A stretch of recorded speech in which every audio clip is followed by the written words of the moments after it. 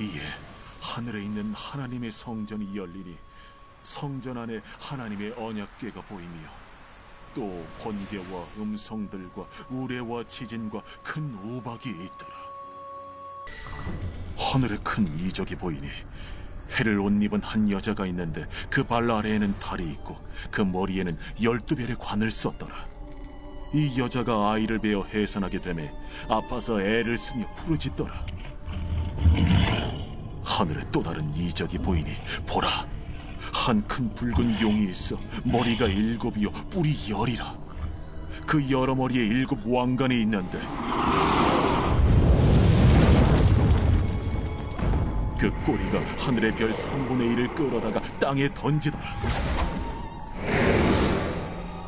용이 해산하려는 이 여자 앞에서 그가 해산하면 그 아이를 삼키고자 하더니 여자가 아들을 낳으니 이는 장차 철장으로 만국을 다스릴 남자라. 그 아이를 하나님 앞과 그 보좌 앞으로 올려가더라. 그 여자가 광야로 도망하며 거기서 1260일 동안 그를 양육하기 위하여 하나님께서 예비하신 곳이 있더라. 안녕하십니까. 11월 27일 수요일 말씀 묵상 시작하겠습니다. 요한계시록 11장 19절부터 12장 6절까지를 함께 읽었습니다.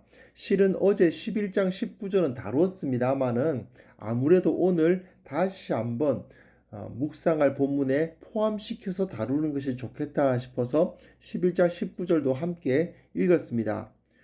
우리는 지금 요한계시록의 제4막을 시작한 셈이거든요. 11장 19절이 제4막을 시작하는 구절입니다. 하늘 성전이 열리면서 그 이적들이 나타나고 있었다라는 것을 보여주는 부분이거든요. 일단 11장 19절을 포함시켜서 읽어야 제4막에서 요한이 어떤 상황을 겪고 있는지가 훨씬 더 잘 이해됩니다. 그 하늘의 성전이 열리고 그 성전 안에서 벌어지는 큰 이적들이 보이기 시작하는 거거든요. 그러니까 이 이적들은 그 하늘의 성전이 열리면서 보이게 되었다 하는 겁니다. 그런데 이 하늘의 이적들은 요한계시록의 세계관을 잘 보여줍니다. 하나님께서 7 나팔을 부시고 7 대접의 심판을 준비하시는데 그 이전에 잠깐 휴지기를 가지면서 하나님께서 이 땅을 어떻게 다스리고 계신가에 대한 설명을 해주고 있는 거죠. 특별히 오늘 본문은 그 중에서도 이 세상을 양분하는 두 세력, 교회와 사탄의 세력이 등장하는 부분입니다. 11장 19절부터 12장 2절까지 말씀 함께 보시면요. 이제 하늘의 성전이 열렸죠. 그리고 거기서 하늘의 이적이 보였다 하는 모습을 보여줍니다. 하나님께서 그 하늘 성전을 여심으로써 하나님의 임재를 드러내시고 그리고 그 가운데 이 세상의 영적 현실을 보여주시는 겁니다. 교회가 핍박을 당하는 이유가 무엇인지가 설명되기 시작하는 거죠. 물론 이 설명은 14장까지 계속됩니다. 여기서 등장하는 사람이 한 여인이죠. 근데 이 여인이 굉장히 영광스러운 모습으로 나타납니다. 태양을 옷으로 삼고 발 아래에 달이 있고 머리에는 12별의 관을 썼어요. 이 여자는 이스라엘을 의미합니다. 즉 10이란 것 자체가 이스라엘을 상징하는 숫자죠. 해와 달과 별은 요셉의 꿈을 떠올리게 하는 것이기도 하고요. 그 자체로 이스라엘, 하나님의 백성이 가진 영광이 얼마나 큰 것인가를 보여주는 장치이기도 하죠. 여기서 우리가 꼭 기억해야 될 것이 뭐냐 하면요. 이 1세기 사도들이 사역했던 시대에는 이스라엘과 교회가 구분되지 않습니다. 요한계시록은 이스라엘 시대와 교회 시대를 나누어서 설명하는 책이 아니에요. 가끔 세대주의자라는 분들이 이스라엘 시대에는 율법으로 구원받는 시대였는데 예수님에 의해서 그 시대가 끝나고 이제 복음에 의해서 믿음으로 구원받는 시대가 열렸다. 뭐 이런 식으로 시대가 나뉜다라고 설명하시는 분들이 있는데 그게 아니에요. 요한은 한 번도 자기가 개종했다고 생각하지 않았습니다. 사도들은 자기들이 새로운 종교를 만든다고 생각하지 않았습니다. 그들에게 있어서 교회는 이스라엘입니다. 물론 이스라엘 내에 이방인들이 많이 들어오긴 해요. 이걸 바울이 잘 설명했죠.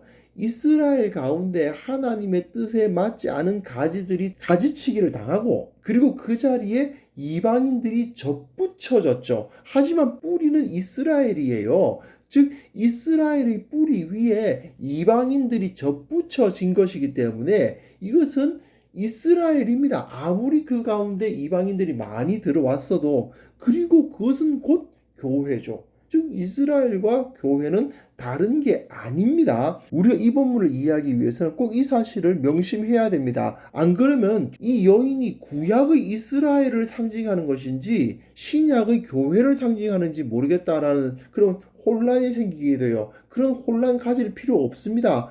요한의 머릿속에는 이스라엘이 곧 교회고 교회는 곧 이스라엘입니다. 이것이 전혀 구분되지 않는다라는 것을 꼭 기억하셔야만 됩니다. 여하튼 이 이스라엘, 이 여인이 아이를 해산하죠. 이 아이는 그리스도, 예수 그리스도를 말합니다. 이 여인이 해산의 고통을 겪는 것은 곧 이스라엘 하나님의 백성이 그리스도를 고대하고 그 가운데 인내하며 때를 기다리는 그 모습을 그대로 보여줍니다. 이스라엘의 역사가 결코 순탄치 않았잖아요. 그 순탄치 않은 역사를 통해서 그리스도께서 이 땅에 오셨다는 거죠. 3절 4절 보시면요. 이 이스라엘을 상징하는 여인의 대척점에 서 있는 용이 등장합니다. 사탄을 상징하는 존재죠. 이 용은 재미있게도 머리가 7이고 뿔이 10이고 그리고 7 왕관을 가지고 있습니다.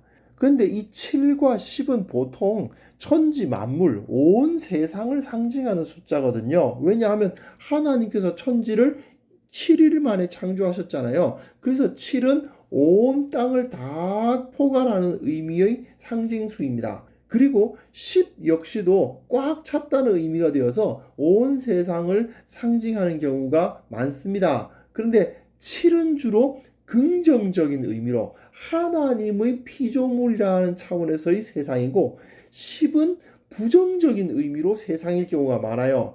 하나님께서 7일간 세상을 만드시고 보시기에 좋았다 하셨잖아요. 그러니까 긍정적인 세상 7일이고 세상을 상징하는 애굽에다가 10가지 재앙을 내리시지 않습니까? 그래서 10은 부정적인 의미로 세상 또는 세상의 권세, 세상 나라의 왕들 그런 것들을 상징할 때 많이 쓰입니다. 다니엘서 7장에도 10개의 뿔을 가진 짐승으로서 세상 나라의 왕들을 상징하는 데 사용이 될 정도였죠.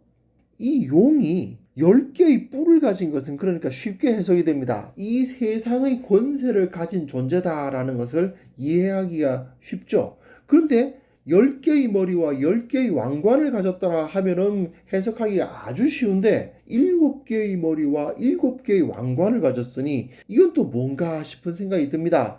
그리고 그 꼬리가 하늘의 별 3분의 1을 끌어다가 땅에 던지거든요. 3분의 1의 재앙은 하나님의 7 나팔에 의한 것 아니었습니까? 그런데 이 용이 별의 3분의 1을 꼬리로 땅에 던진다는 것은 하나님에게서나 있을 법한 일이 이 용을 통해서 나타난다는 생각이 들게 합니다. 결국 7개의 머리와 7개의 왕관, 별 3분의 1을 땅에 던지는 모습은 이 용이 하나님의 권세를 모방하고 있다. 하나님의 권세를 가진 것처럼 행세하고 있다라고 해석하는 것이 가장 적절한 것으로 보입니다. 그리고 별이 천사를 상징하는 경우가 많거든요. 여기서도 별의 3분의 1이 땅에 떨어진 것은 천사들의 타락을 의미하는 것이 아닐까라고 생각할 수도 있습니다. 이처럼 세상의 권세를 가진 용이 하나님을 대적하고 하나님과 동등된 권세를 가진 것처럼 행세하면서 이 여인이 해산하려는 아이를 삼키려고 하죠. 즉 그리스도가 이스라엘로부터 나오는 것을 방해하기 위한 활동을 한다 이겁니다. 근데 5절 6절 보시면 결국 그 여자는 즉 이스라엘은 아들을 낳죠. 그리스도를 낳습니다. 근데 그 그리스도는 하나님 앞과 보좌 앞으로 올라가고 그 여자는 광야로 도망을 간다고 기록되어 있습니다. 이 여자의 해사는 이스라엘을 통해서 그리스도께서 오시는 것을 보여주는 것이죠.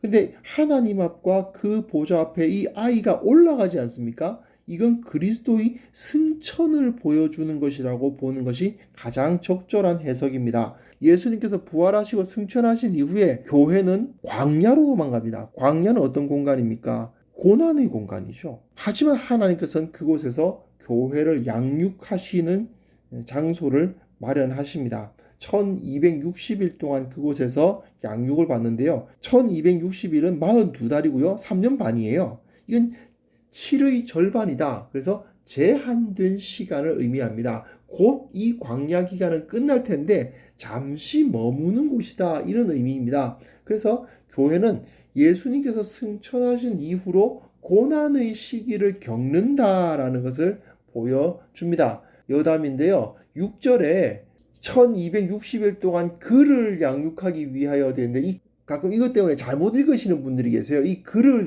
마치 그 아이를 양육하는 것처럼 착각하시는 분들이 가끔 있는데 그렇지 않습니다. 여성 대명사예요. 이 교회를 양육하기 위해서 하나님께서 그 예비한 곳을 두셨다라는 이야기입니다. 결국 이것은 교회와 사탄이 서로 대립하고 싸우게 되는데 그 때문에 교회는 어려움을 겪는다라는 이야기입니다.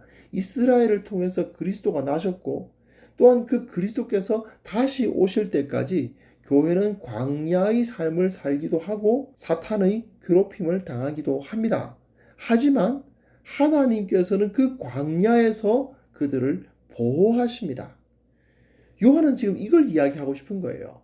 소아시아 7교회에게 그리고 후대의 모든 교회에게 비록 우리가 목격하고 있는 이 현실은 힘들고 실망스럽지만 많이 그럼에도 불구하고 이것은 우리가 감당해야 할 영적 전투이고 또한 비록 우리의 눈앞에 광야와 같은 삶이 놓여져 있다 하더라도 하나님께서는 그 가운데서 우리를 지켜주시고 계신다.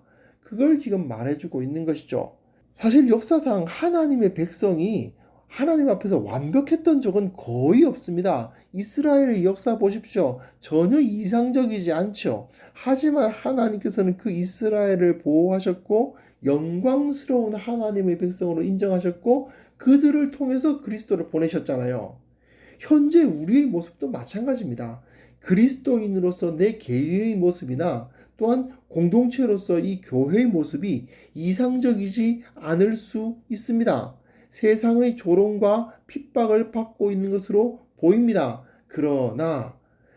그럼에도 불구하고 그 가운데에서 하나님께서는 우리를, 교회를, 그 영광스러운 여인, 교회를 지켜 보호하신다. 이 사실을 확신해야 됩니다. 그럴 때 우리는 하나님께 가까이 나아갈 수 있고 하나님의 사역에 쓰임을 받을 수 있는 것입니다. 현실적으로 교회가 참 안타까운 모습들이 많잖아요. 그 때문에 탄식하시는 분들도 많고 하나님께서 이 교회를 버리신 거 아닌가 하는 생각을 하시는 분도 계신 것 같아요. 하지만 하나님은 절대로 교회를 버리지 아니하십니다. 고난받게 하시고 죄를 지었으면 채찍을 치어서라도 회개하게 하시지만 그러나 결코 교회는 하나님으로부터 버림을 받지 않습니다. 우리가 눈앞에 보고 있는 여러 어려운 일들은 다 하나님께서 그 교회를 훈련시키시고 양육시키시는 광야의 훈련이라는 사실을 반드시 확신해야 하고요. 또 내가 지금 겪는 여러 가지 어려움들 역시 마찬가지로 이것을 통해서 나를 정금같이 나오도록 하시려고 이 일을 주신다는 사실을 우리는 확신해야만 할 것입니다. 그것을 통해서 하나님께서 나를 인도하시고 우리 교회를 인도하시고 그리고 이 세상 가운데 주의 나라를 세우실 것이라는 것을 확신하는 우리 모두가 되었으면 합니다. 하나님 아버지께서 우리 마음 가운데 진정한 확신을 허락하여 주시옵소서. 이 세상이 참으로 교회와 사탄의 권세의 영적 전투의 장이라는 사실을 생각한다면 내가 어떤 마음으로 이 세상을 살아야 할 것인지를 깨달을 수 있을 줄로 압니다. 주님께서 우리에게 그 확신, 그 믿음, 그 시야를 우리에게 허락하여 주시옵소서. 그것을 통해서 이 세상 분투하며 살아갈 때에 승리하게 하시고 두려워하지 않도록 도와주시고 세상을 능히 이겨 그리스도의 영광을 드러내는 귀한 주의 제자들이 다 될 수 있도록 주님 역사하여 주옵소서. 예수님의 이름으로 기도합니다. 아멘.